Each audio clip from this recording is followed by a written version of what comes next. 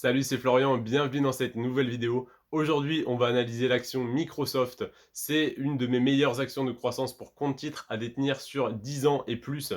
Aujourd'hui, Microsoft, donc action que tu connais du secteur de la technologie, donc dont l'activité principale est l'informatique. Microsoft, je vais te la décrire sur un an, 5 ans, 10 ans, donc les performances qu'elle a eues sur un an, 5 ans et 10 ans. Je vais également te donner le dividende, le rendement du dividende en 2021 et la note des analystes de chez Boursorama, donc qui te disent si l'action est sous-évaluée, surévaluée ou si elle est égale à sa valeur intrinsèque.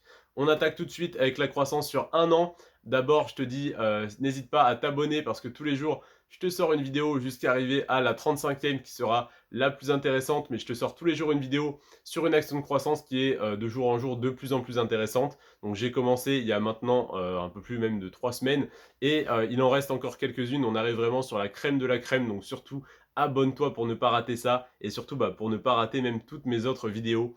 Je te remercie en tout cas, je remercie tous ceux qui sont déjà abonnés, je te remercie si jamais tu t'abonnes. Alors, on attaque Microsoft sur un an, elle a fait plus 21%. Là, tu te dis, waouh, 21%, très bonne performance. Pas pour Microsoft. Microsoft fait beaucoup mieux sur le long terme. 21% cette année, c'est bien, c'est 3 fois mieux que ce que fait la bourse en moyenne. On dit qu'elle fait 7% par an sur sa globalité sur le long terme. Là, on est à 21% sur l'action Microsoft et je suis en train de te dire que c'est pas une bonne performance pour Microsoft parce que tu vas le voir sur 5 ans et 10 ans, c'est bien mieux que ça. Sur 5 ans, Microsoft a fait plus 356%.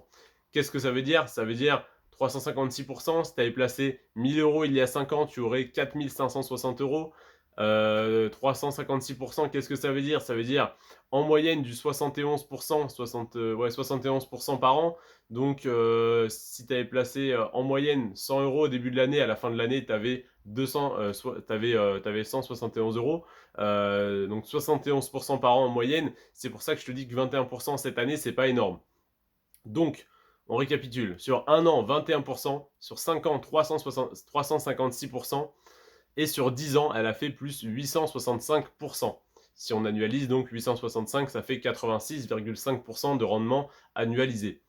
C'est énorme. Comment on peut se le représenter également? Si tu avais mis 1000 euros sur Microsoft il y a 10 ans, tu aurais 9650 euros. Voilà, donc 1000 euros, 9650 euros. Oui, là, on commence à se rendre compte un petit peu que ça devient très intéressant, les actions que je te propose. Et comme je te dis, c'est de jour en jour, ça ne fait qu'augmenter. Je te présente des actions toujours meilleures que la veille. Et en plus de ça, Microsoft verse un petit dividende en 2021. Elle a versé un dividende de 0,73%. C'est pas énorme, mais c'est toujours ça de prix. Ça fait plaisir, hein, on va dire. C'est le petit cadeau de fin d'année de Microsoft. 0,73%, voilà. C'est pas pour ça qu'on investit dessus, mais je te le dis, c'est toujours un bonus.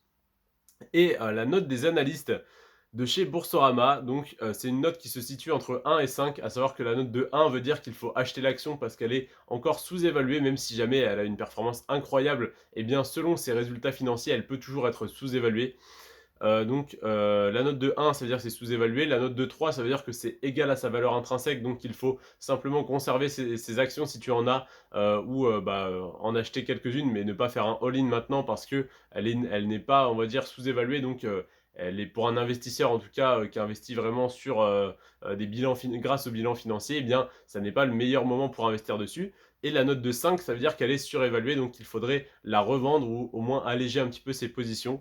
Donc entre 1 et 5, là la note elle est de 1,27. Ça veut dire que l'action, malgré son énorme croissance sur les 10 dernières années, elle est toujours sous-évaluée. Donc par rapport à ses énormes résultats financiers, l'action est sous-évaluée. Donc c'est encore un très bon moment pour l'acheter. Cette analyse, tous les chiffres, je les ai pris en février 2022 quand j'ai fait cette analyse. Donc n'hésite pas à la refaire. Là, on est en juillet quand je te sors cette vidéo.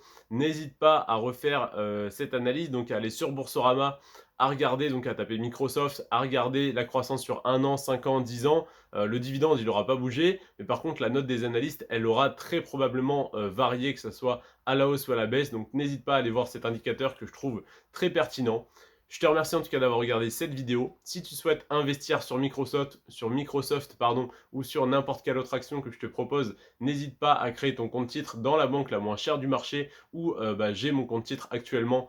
C'est donc Boursorama bien sûr. et le lien de Boursorama est dans la description, c'est le deuxième lien. Si tu passes par mon lien, comme je suis parrain Boursorama, on recevra tous les deux 80 € à la création de ton compte. Donc je te remercie si tu le fais, parce que voilà, ça te fait un bonus pour toi à ta création de compte, donc 80 € que tu pourrais potentiellement investir sur Microsoft si tu le souhaites, et 80 € pour moi également, donc pour entre guillemets me remercier, me récompenser de mon travail.